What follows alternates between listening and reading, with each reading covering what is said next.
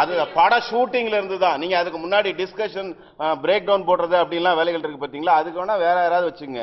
இல்லைன்னா இவங்களுக்கே அந்த ப்ரோடேட்டா படி சம்பளம் கொடுங்க. நீங்க என்னைக்கு அவர் வேலைக்கு அமர்த்திட்டீங்களோ அது டிஸ்கஷனா கூட இருக்கட்டும் சார். ஒரு அசிஸ்டன்ட் டைரக்டரை நான் வந்து கூப்பிட்டு வேலைக்கு வச்சுட்டேன் அப்படின்னா வச்ச நாள்ல இருந்து அது கணக்கு. ஓகேங்களா? இல்ல நான் அசிஸ்டன்ட் டைரக்டர் ஷூட்டிங் முன்னாடி நான் கூப்பிட்டுக்கிறேன் அப்படின்னா ஓகே, அது உங்க இஷ்டம். அதுக்கு முன்னாடி டிஸ்கஷனுக்கோ மற்ற வேலைகளுக்கோ யாராவது ஒருத்தர் வைப்பீங்கல்ல, அவங்களுக்கு நீங்க சம்பளம் பேசிக்கங்க.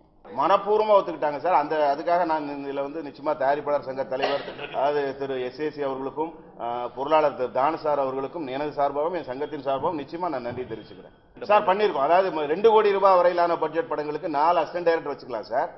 அதுக்கு வந்து ஒரு அமௌண்ட் அதுதான் நாங்க ஜெனரல் பாடியில் தான் சார் அதை சொல்ல முடியும், இங்க சொல்ல முடியாது. அது வர்ற வாரம் வருது சார். எங்க ஜெனரல் பாடி அடுத்த வாரம் 2 கோடியிலிருந்து 5 கோடி ரூபாய் வரையிலான படங்களுக்கு ஒரு சம்பளம். இல்ல அதே தான். இப்போ ஒருத்தருக்கு ஃபார் எக்ஸாம்பிள் வந்து ஒருத்தருக்கு நான் 2 லட்சம் ரூபாய் ஒரு அசிஸ்டன்ட் டைரக்டர் சம்பளம்னு வச்சுங்களேன். அப்போ அவருக்கு மாசம் 33,000 ரூபாய் சம்திங் வருது மாச சம்பளம். அதை 6 மாசமா பிரிச்சு கொடுக்கணும். ஓகேங்களா? 6வது மாசம் படம் முடியல, இடையில 3 மாசம் மழையில நின்று இருக்கலாம், வேற ஏதாவது பிரச்சனை இருக்கலாம், ப்ரொடியூசருக்கு ஃபினான்ஸ் ப்ராப்ளமா கூட இருக்கலாம். இது எங்களுக்கு தேவையில்லை. 7வது மாசம் உங்க ஷூட்டிங் கன்னிவாச்சுன்னா அந்த ப்ரோடேட்டா படி அவருக்கு அந்த 7வது மாசமும் அவருக்கு அந்த 33,500 ரூபாய் கொடுக்கணும், 8வது மாசம் 33,500 ரூபாய் கொடுக்கணும். இப்படி இருக்கும் டில் த எண்ட். இது வந்து வேலை கொடுக்கணும்னு ஒரு யூனியன் கட்டாயப்படுத்த முடியாது. எல்லாரையும் நம்ம சொல்லலாம். இப்ப நான் வந்து இப்ப இருக்கேன் அப்படின்னு சொன்னா நான் நிச்சயமா எங்க மெம்பர்ஸா நான் வச்சுக்குவேன். செல்வமணினா எங்க மெம்பர்ஸா வச்சுக்குவாரு, விசேகர் எங்க மெம்பர்ஸா வச்சுக்குவாரு. இப்ப மனோபல படம் பண்றாருன்னா நாங்க எங்க மெம்பர்ஸா வச்சு வேலை செய்வோம். அது இல்லாத வேற யாராவது சில புது இயக்குநர்கள் வந்து பண்றாங்க பாத்தீங்களா, அதை இனிமேல் நாங்க தவிர்க்க முயற்சி பண்ணுவோம் சார். ஆனா இனிமேல் இப்படி யூனியன் மாச சம்பளம் இந்த எக்ரிமெண்ட் மஸ்ட். சோ அவன் லைஃப் சேஃப் ஆயிருது இல்ல, எல்லாரும் யூனியன்ல ஆட்டோமேட்டிக்கா மெம்பர் ஆயிடுவாங்க. இல்ல யூனியன்ல நான் மெம்பர்னா நாங்க ஒர்க் பண்ண விட மாட்டோம். நாங்க ஒர்க் பண்ண மாட்டோம்ன்றதை விட பெப்சியினுடைய விதிகளின்படி அவங்க நான் மெம்பரோட ஒர்க் பண்ணவே மாட்டாங்க பெப்சி. சோ அது பெப்சி பாத்துக்காங்க அந்த வேலையை. இல்ல அது கையெழுத்து ஆயிடுச்சு சார். அது தொழிலாளர் கமிஷன் ஆணையர் முன்னாடி கையெழுத்து ஆயிடுச்சு. இது மேல அதை மாத்த முடியாது. அது அரசாங்கத்தையும் அவங்க எதிர்க்கிற மாதிரி எல்லாம் இருக்கு. அது முடிவாயிடுச்சு. அதனால அதுல எங்களுடைய துரதிருஷ்டம் என்னன்னா, அந்த முதல் பட இயக்குனர் அதை முடிச்சுட்டு அந்த 2 கோடி ரூபாய் படம் பண்ற முதல் பட இயக்குனருடைய சம்பளம் என்ன, 2 கோடியிலிருந்து 5 கோடி வரையிலான முதல் பட இயக்குனர் சம்பளம் என்னன்றத நாங்க பேசுறதுக்குள்ள அது அடுத்த புதன்கிழமை வச்சுக்கலாம் அப்படின்றது அன்னைக்கு முடிவாச்சு. அதுக்குள்ள இப்படி ஒரு நாய் டைரக்டர்ஸினுடைய ஆபீஸ் மேல இருக்கக்கூடிய நாங்க 3 பேரு, எங்களுடைய துணைத் தலைவராக இருக்கக்கூடிய நம்ம வாசு, ரவிக்குமார் எல்லாருமே நாங்க உட்காந்து லேபர் ஆபீஸ் அவங்களுடைய ஆபீஸ் ஐ ஆபீஸ் உட்காந்து பெப்சினுடைய நிர்வாகிகளும் உட்காந்து 3 தரப்பும் உட்காந்துதான் இந்த பேச்சுவார்த்தை பண்ணி அன்னைக்கே சைன் பண்ணி முடிச்சோம். அதனால ஒன்ஸ் முத்தரப்போட லேபர் பெப்சி தலைமையும் டைரக்டர்ஸ் யூனியனும் ப்ரொடியூசர்ஸ்களும் லேபர் ஆபீஸ் முன்னாடி பேசி ஒன்ஸ் கேட்டானா அதுதான் கன்ஃபார்ம்.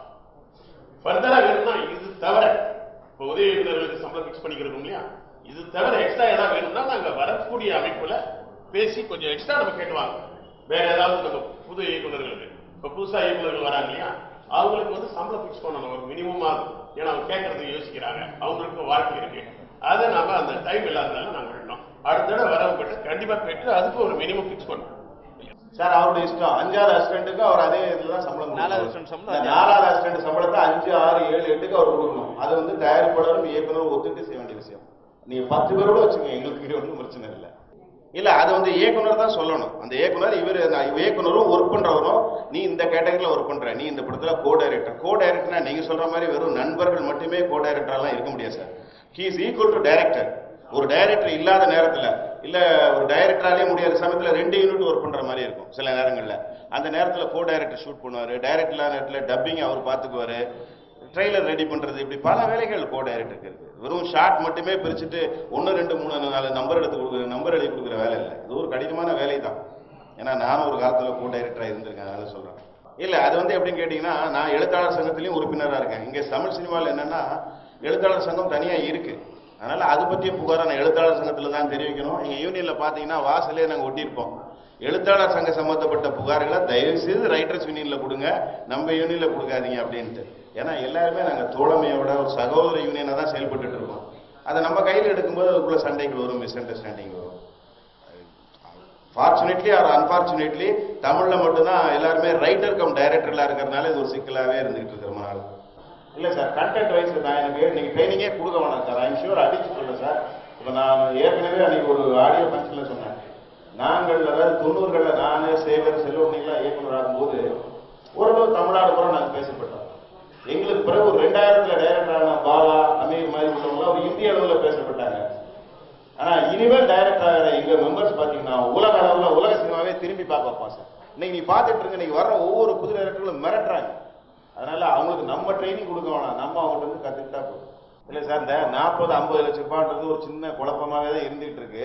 எங்க மெம்பர்ஸ் படம் பண்ணா அவங்க இது வரைக்கும் 80 லட்சம் ரூபா படம் பண்ணாலும் இதுதான் சம்பளம் கொடுத்தா ஆகணும். வேணா என்ன செய்ய, நான் 80 லட்சம் ரூபா பண்றேன் சார், என்னால 4 அசிஸ்டன்ட் வச்சுக்க முடியாது, எனக்கு 3 பேர் போதும் இல்ல 2 பேர் போதும்னா உங்க இஷ்டம். ஆனா அந்த 3வது ஆள் நான் மெம்பரா இருக்கக்கூடாது, 2 பேர் தான் வைக்கணும், 2 பேர் மெம்பர்னா வச்சுக்கணும். நாங்க அந்த ஏரியாவுக்கே நாங்க போகல சார். எங்க இப்ப நான் இன்னொன்று கூட பண்ணிருக்கோம் சார். எங்க மெம்பர் ஒருத்தர் 10 வருஷமா எங்க இதுல மெம்பரா இருந்து அசிஸ்டன்ட் டைரக்டரா இருந்து அவர் இப்ப டைரக்டர் ஆனாருன்னா இப்போ டைரக்டர் சேர்க்கைக்கான உறுப்பினர் கட்டணத்தை அவருக்கு இல்லாம பண்ணிருக்கோம். அவருக்கு எல்லாம் அவர் மெம்பர்ஷிப், அதாவது இயக்குனர் கட்டணம் ஃபார் எக்ஸாம்பிள் நீங்க சொல்றீங்களா 2 லட்சம் ரூபாய், அதுவே கிடையாது. அவர் 10 இயர்ஸ் அவர் அசிஸ்டன்ட் டைரக்டரா எங்க யூனியன்ல ரெகுலரா சந்தா கட்டியிருந்தாருன்னா 10வது வருஷம் அவர் டைரக்டர் ஆகிட்டார் அப்படின்னா அவர் அதே தான். அவர் 10 வருஷம் முன்னாடி 1000 ரூபாய் கட்டிட்டு இருப்பாரு. அந்த 1000 ரூபாயில ஒரு டைரக்டர் மெம்பர் கார்டு நாங்கள் கொடுத்துருவோம். இது முதல்ல நாங்கள் வந்து செஞ்ச விஷயம் என்னன்னா, ஃபர்ஸ்ட் எங்களுடைய உதவி இயக்குனர் ஒரு அரசாங்க ஊழியர் மாதிரி அவன் இனிமே கௌரவமா வாழலாம். இதுதான் நாங்கள் வந்து மிகப்பெரிய விஷயமா நான் கருது. இந்த இந்திய சினிமாவிலேயே முதன்முறையா ஒரு உதவி இயக்குனர் அரசாங்க ஊழியர் பேர் மாத சம்பளம் வாங்கி சென்னையில் அவன் வாடகை கொடுத்து குடும்பம் நடத்த முடியுங்கிற இது உறுதியை நாங்கள் அவங்களுக்கு கொடுத்துருக்கோம். அப்புறம் இன்னொன்று வந்து அந்த பிரபலம்.com வந்து நிறைய பேர் வந்து இன்னும் நான் டைரக்டர் ஆக்குறேன், கேமராமேன் ஆக்குறேன், அது ஆக்குறேன், இது ஆக்குறேன்னு சொல்லி அவங்கள ஏமாத்துறாங்க. எங்களுக்கும் வந்து சரியான இது கிடைக்கல, ஆர்டிஸ்ட் கிடைக்கல. அப்போ நடிக்க விருப்பம் இருக்கிறவங்க டைரக்டா எங்களை ஆக்சஸ் பண்றதுக்கு உண்டான பிரபலம்.com இதுல வந்து அவங்க டைரக்டா யாரா இருந்தாலும் உலகத்தோட எந்த மூலையில் இருந்தாலும் எங்களை அவங்க தொடர்பு கொள்ளலாம். அதுக்கு ஈஸியா தான் இதை வந்து இந்த .com இது பண்ணிருக்கோம். இன்னொன்று வந்து ஒரு முக்கியமான விஷயம் என்னன்னா, இப்போ செப்டம்பர் 24, 25, 26 இந்த 3 நாள்ல இந்தியா சினிமாவோட 100ஆண்டு விழா நடக்க இருக்கு. இந்த விழாவில் தமிழக முதல்வர் கலந்துக்கிறாங்க, மற்ற ஆந்திரா, கர்நாடகா, மலையாளத்திலிருந்து எல்லா சிஎம் கலந்துக்கிறாங்க, இந்தியன் பிரசிடென்ட்டும் கலந்துக்கிறாங்க. இந்த விழாவை நாங்களும் இணைந்து செயல்படுத்துறதா அவங்களுக்கு வந்து நேற்று வந்து அவங்களோட பேசி அவங்க இது வந்து ஒரு சினிமா விழா மட்டும் இல்லை, ஒரு இந்திய நாட்டோட ஒரு 100 வருஷ வாழ்க்கை, 100 வருஷ கல்ச்சர், இதை வந்து நம்மளோட மக்களுக்கு இதை நினைவுபடுத்துறதுக்கான ஒரு சந்தர்ப்பங்கள் கிடைச்சிருக்கு. இதை விழாவை மிக சிறப்பாக நாங்கள் அவங்களோட இணைந்து நடத்துறது. செப்டம்பர் 24, 25, 26 நேரு இண்டோர் ஸ்டேடியத்தில் வந்து 2 நாளும் 3வது வந்து ஒய்எம்சிஏல வந்து அவங்க பிரசிடென்ட் வர அன்னைக்கு ஒய்எம்சிஏல பிரசிடென்ட் டேட் கொடுத்துருக்காரு. அது நம்மளோட சிஎம் கூட அட்ஜஸ்ட் பண்ணி அதை கேட்டு சொல்லியிருக்காரு. அவங்க 26, 27 கொடுத்துருக்காரு. அது வந்து அவங்க டேட் எப்போ கன்வீனியன்ட்டோ அந்த டேட்டுக்கு அவங்க வராங்க. 26 இல்ல 25, 26, 27 செப்டம்பர் மாதத்தில் நடக்கிற செப்டம்பர் 24, 25, 26 இல்ல 26, 27 ஒரு நாள் முன்னாடி. டென்டேட்டிவ் டேட் 24, 25, 26 செப்டம்பர்னு கூட போட்ட போதும். இல்ல ரேட்டை கொடுத்துட்டாரு 26, 27 கொடுத்துட்டாரு. சொல்லுங்க அடுத்து. இன்னொன்று வந்து ஒரு முக்கியமான விஷயம் நாங்கள் பண்ண இருக்குது வந்து, நம்ம நாட்டில் வந்து இது வந்து ஒரு சமூக ஆர்வலரா இந்த சமூகத்து மேல நாங்கள் வச்சிருக்க நேசம் காரணமா இந்த விஷயத்தை நாங்கள் கையில் எடுத்திருக்கோம். அதாவது வந்து இன்னைக்கு இந்தியாவில் 1 கோடி பேர் ஒரு வருஷத்துக்கு இறக்குறாங்க. 1 கோடி பேர் இறக்குறாங்க. இந்தியாவில் வந்து 68 லட்சம் பேர் வந்து கண் பார்வை இல்லாமல் இருக்காங்க. கண் பார்வைனா பிறவி கண் பார்வை இல்லை, அவங்களுக்கு வந்து வளரும் போது சின்ன சின்ன விபத்துல இது மாதிரி. ஆனா நீங்க ஒரு 1000 இல்ல 1000 5000 கண் தான் வந்து இந்த நாட்டில் வந்து இலவசமா கிடைக்குது. இலவசமா இல்லை, கிடைக்குது. மீதி இந்த 99 லட்சம் கண்கள் மண்ணில் தான் புதைக்கப்படுது. நமக்கு தேவை ஒரு நம்ம இறந்த பிறகு ஒரு கண்ணை நம்ம கொடுத்தோம்னா அதில் 4 பேர் வந்து வாழ்க்கையில ஒளி பெறுவாங்க. இந்த சில பேர் மத நம்பிக்கையில, சில பேர் அறியாமையில இதை வந்து பயன்படுத்துறது இல்லை. இதை வந்து மற்றவங்களுக்கு தன்னுடைய கண்களை தானம் கொடுக்க அவங்க விரும்புறதில்லை, இல்லை வந்து தெரியாம இருக்காங்க. அதனால முதல் முயற்சியா எவ்வளவு பேர் பார்வையிட்டு இருக்காங்க, இவங்களுக்கு நம்ம என்ன பண்ணணுங்கிறது நாங்கள் வந்து என்ன பண்ணிருக்கோம். ஒவ்வொரு வருஷமும் இயக்குனர் தமிழ்நாடு திரைப்பட இயக்குனர் சங்கம் மூலமா 1000 கண்கள் தானம் பண்ணுவது அப்படிங்கிற முடிவு எடுத்திருக்கோம். அதன் முதற்கட்டமா இன்னைக்கு நாங்கள் தேர்ந்தெடுக்கப்பட்டிருக்க நிர்வாகிகள் அனைவரும் கண்தானம் செய்வதா நாங்கள் முடிவு எடுத்திருக்கோம். இனி ஒவ்வொரு வருடமும் நாங்கள் 1000 கண்களை வந்து இந்த நாட்டுக்கு வந்து கண்தானம் செய்வோம். அதுக்கான முயற்சிகளை எங்க இனிமே உறுப்பினர் ஆகிறவங்க கண்தானம் பண்ணணும், இல்லை வந்து இருக்கிற எங்ககிட்டே 2500 பேர் இருக்காங்க, திரைப்படத்துறையில் 25000 பேர் இருக்காங்க, அவங்களோட உறவினர்கள் நண்பர்கள் வந்து ஏற்குறைய ஒரு 10 லட்சம் பேர் இருக்காங்க. அதனால வருடத்துக்கு எங்களுடைய குறைந்தபட்ச டார்கெட் வந்து 1000 கண்களை வந்து இந்த இதுக்கு வந்து கண்தானம் பெற்று தரணும் அப்படின்னு வந்து ஒரு முடிவு எடுத்திருக்கோம். அப்புறம் என்னன்னா இன்னொரு விஷயம் என்னன்னா, இப்போ நான் ஹிந்தி படம் பண்றாங்க, அங்க பண்ணும்போது என்னன்னா வேற மொழியிலேருந்து நடிக்கலாம், அது யாரும் வந்து மொழி வேற்றுமையெல்லாம் இல்லை. ஆனா வந்த பிறகு அந்த மொழியை கத்துட்டு அவங்க தான் டப்பிங் பேசணுங்கிற வந்து ஒரு கண்டிப்பான வந்து விதிமுறையை அவங்க பின்பற்றுறாங்க. அதனால என்ன ஆகுதுன்னா, ஒரு இயக்குனர் வந்து நடிகரோட இல்ல தொழில் பண்றவங்களோட வந்து பேசுறதுக்கு வசதியா இருக்கு. இங்க வந்து அதை நாங்க ஃபாலோ பண்ணி தமிழ்ல பேசுறவங்களுக்கு முன்னுரிமை கொடுக்குறோம். அதாவது தமிழர்களுக்கு மட்டும் நான் சொல்லலை, இங்க நாங்க வேற்றுமையே கொண்டு வரல. நீங்க வந்து எந்த மொழியா இருக்கலாம், எதுவா இருக்கலாம், ஆனா அவங்க வந்து தமிழ் பேச தெரிஞ்சிருக்கணும் அப்படிங்கறத நாங்க வந்து ஒரு கட்டாயமா கொண்டு வர்றதுக்கான ஒரு ஃபர்ஸ்ட் ஸ்டெப் எடுத்து வைக்கிறோம். இது வந்து நடிகர்கள் மட்டும் இல்ல, மியூசிக் டைரக்டரா இருக்கலாம், எந்த டெக்னிக் எது வேணாலும் இருக்கலாம். நீங்க தமிழ் சினிமாவில் நீங்க பணியாற்றணும்னா தமிழ் மொழியில நீங்க பேச தெரிஞ்சிருக்கணும், கம்யூனிகேட் பண்ணணும். அவங்களுக்கு தான் நாங்கள் முன்னுரிமை கொடுப்போம். ஏன்னா இன்னும் 50 வருஷம் பத்து கூட நான் வந்து கொஞ்சம் கொஞ்சம் தமிழ் பேசுவேன்னு ஏமாத்திட்டு போற வேலையை வந்து இனிமே இருக்கக்கூடாது.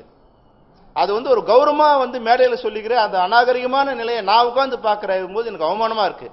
தமிழ் எனக்கு ஒரு மொழி தெரியலன்னு சொல்லும்போது அது பெருமையா நீ மேடையில சொல்லும் போது அந்த மொழி சம்பந்தப்பட்டும் கீழே உட்காந்துட்டு கை தட்டுறதும் அதை ரசிக்கிறதுமான ஒரு அநாகரிகமான நிலைமை எதுவுமே இருக்கக்கூடாது. ஆனா யாரையும் நான் மொழி வேற்றுமை நாங்க வந்து பாராட்ட விரும்பல, எந்த மொழியும் எங்களுக்கு சம்மதம்.